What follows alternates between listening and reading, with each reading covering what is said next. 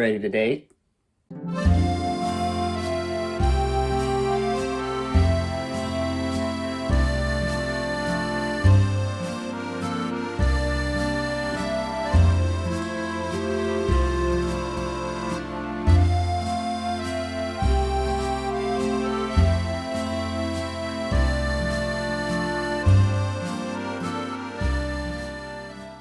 So you're making a Tinder profile. Congratulations. What you've just signed up for is pure bliss.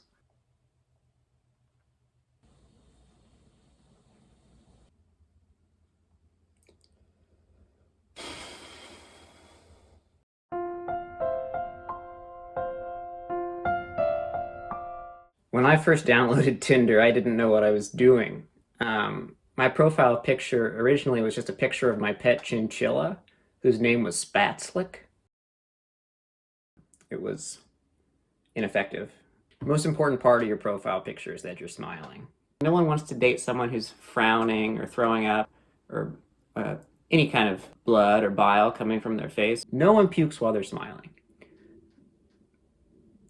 Remember that. If you have a pet, it's good to have a pet in there. If you don't have a pet, there are options where you can make it look like you have a pet. I think if you can incorporate a strong belief that you have, in, like holding a sign with a belief, but a belief that is universal. Oh, always have one picture that is like a subtle sex position.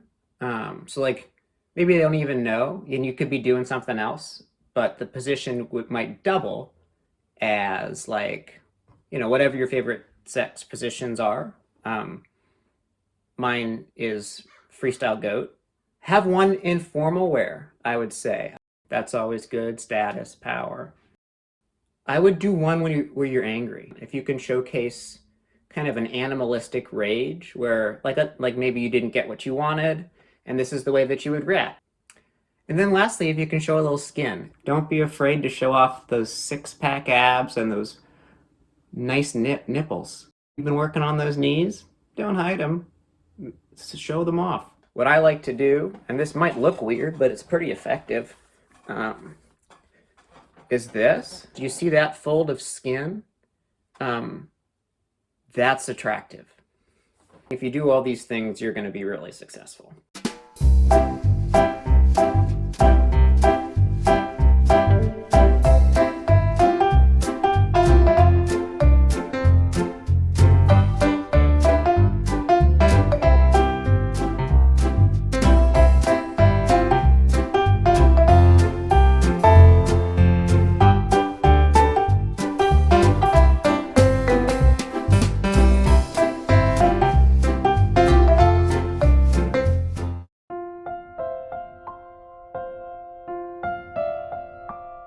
When it comes to writing a bio, it's kind of a lost art. And you know, when I first started, I didn't know what I was doing. I think my first bio was, hi, I'm Daniel. If I walked 4 miles east, stopped at the gas station, and then went 20 miles per hour west for 6 hours, and I stopped at a restaurant and then went 30 miles southeast.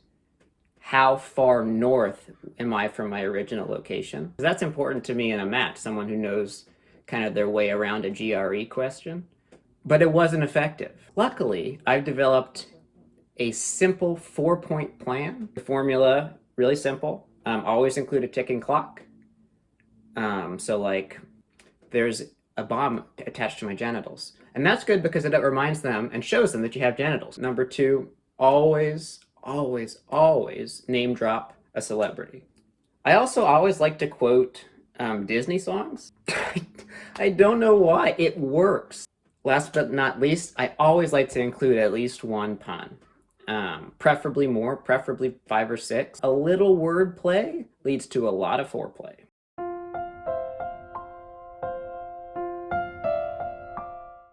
Let's see, sorry, I've got them on my computer. I have a whole database. Hey, I have a rare condition and I have just 2 weeks to live.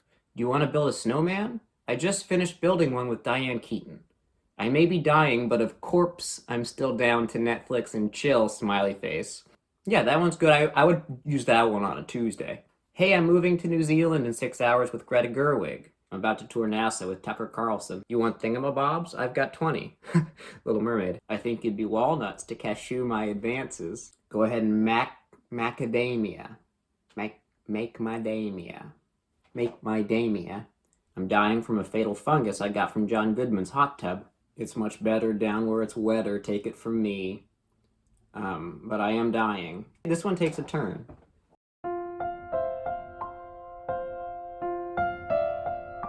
We find them attractive. We've matched. But how do you break the ice? I have 3 simple rules for icebreakers. 1, you have to make them feel a little bit uncomfortable.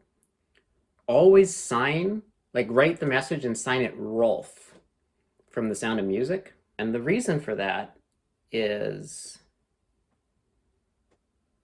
no reason. Always lead with an observation from their profile. Here, actually, I can pull up my last few icebreakers. Hey Gabby, looks like you're really into yoga. Have you read much about serial killers? Hey Alexandra, I notice you have a cute dog in your profile picture. Are your parents still alive? Hey Ella, looks like you've traveled to Europe recently. Do you believe true evil exists? Hey Emma, looks like you're really close with your nieces and nephews. What do you think about circumcision? Hey Grace, it looks like you really enjoy rock climbing. What part of your body do you think would sell for the most money at a meat market? And then all of these are signed Rolf. I'm still waiting on a response from all those.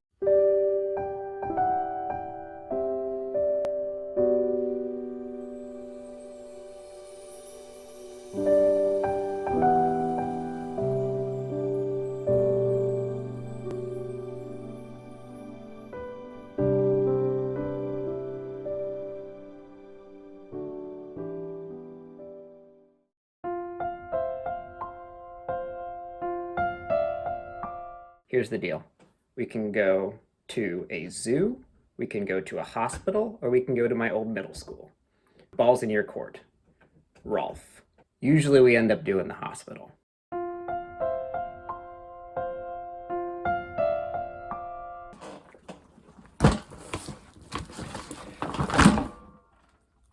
As you can see, it's quite full, which just shows to them that I'm prepared.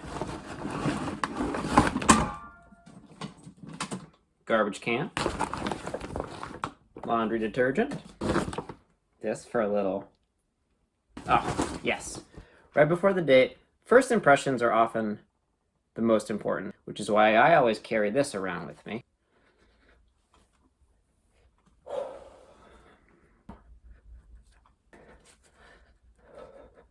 Then she'll see me and I'll look a bit more swollen. Oh. I like to bring a stuffed animal. So if she is late, we can have a conversation. Why do you think she's late, Edgar? Well, maybe she's really looking forward to it and is nervous. Yeah, she's probably just getting herself all primped up and pretty.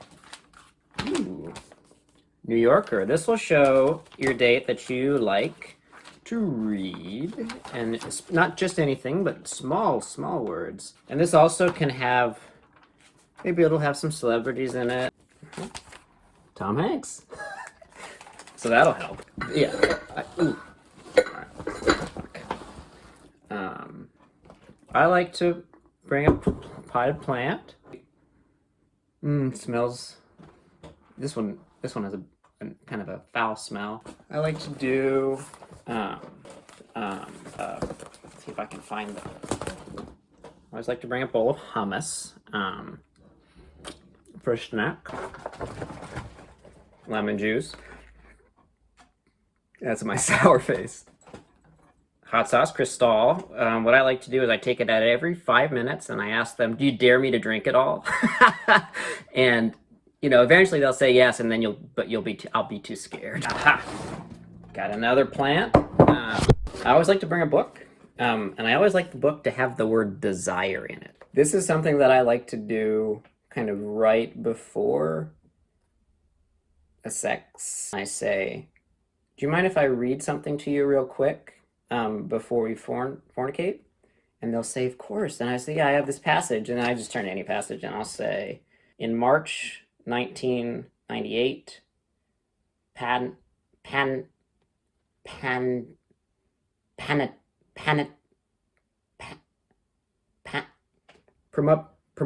pre-op. Last but not least, little baby oil. What I like to do with this is I will pull it out maybe about an hour in, and I'll say, can I oil you up?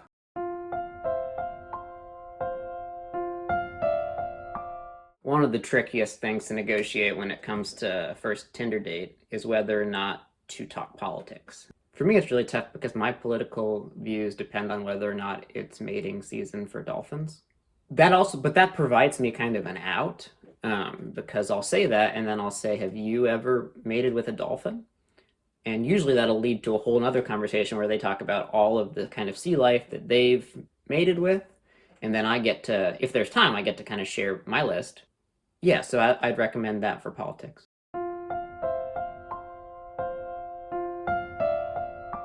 Whoever messaged first is responsible for paying for the vegetables, non-alcoholic beverages, 1/3 of dessert, and 1/6 of any appetizer. The person who wrote the second message has to pay for 2/3 of all alcoholic beverages, 1/4 of the first message's entree, 2/3 of that person's entree. If the waiter had black or brown hair, the person who messaged first has to pay for any starch. The person who used the first emoji needs to pay for 2/3 of the tip. Whoever's wearing thicker socks needs to pay for the Uber, if there's an Uber after. Whoever used the first gerund in messaging should pay their respect to the other person's deceased family members. Once you've tabulated kind of what one person pays and the other person pays, you're going to have a chunk of money that hasn't been paid. What I like to call the conjunctive outlier. I don't know if you've taken calculus. With the conjunctive outlier, the person A, the person who wrote the first message, has to pay for sine, cosine, whereas the person who wrote second is going to have to deal with the corresponding coefficient. Knowing this equation is going to really reduce any kind of stress or anxiety you have about who pays what.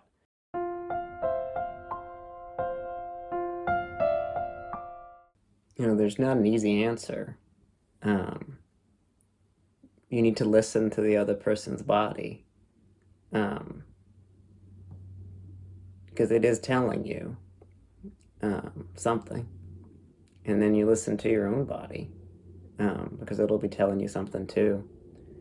The person's a stranger, but if they're a stranger you're interested in, then you'll feel a certain magnetism.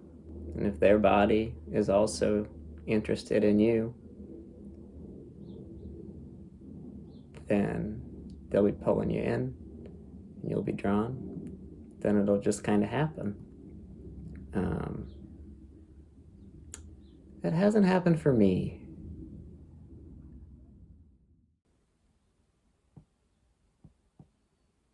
And then I go back on Tinder after.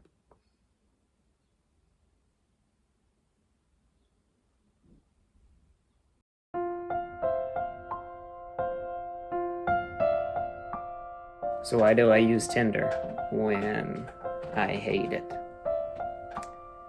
Why have I spent all this time developing these pretty foolproof plans to get matches, to lure in strangers?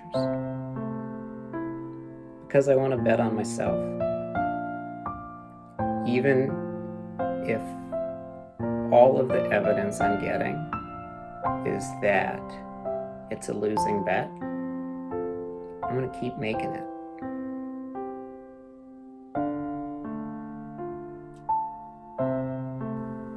No.